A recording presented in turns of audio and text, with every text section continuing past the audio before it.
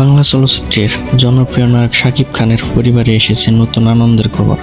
মে মাসে তিনি ও অভিনেত্রী শবনম বুবলী তাদের কন্যা সন্তানের বাবা মা হন। বুবলী সামাজিক যোগাযোগ মাধ্যমে সুখবরটি জানান তাদের মেয়ের নাম।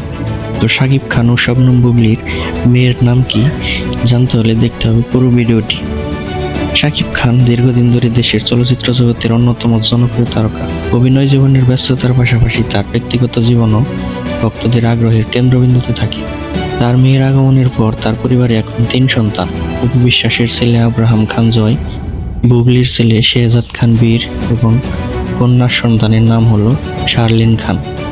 শার্লিনের জন্মের খবর প্রকাশ হওয়ার পর সামাজিক যোগাযোগ মাধ্যমে ভক্ত ও সহকর্মীরা শুভেচ্ছায় ভাসান শাকিব খান ও বুবলীকে।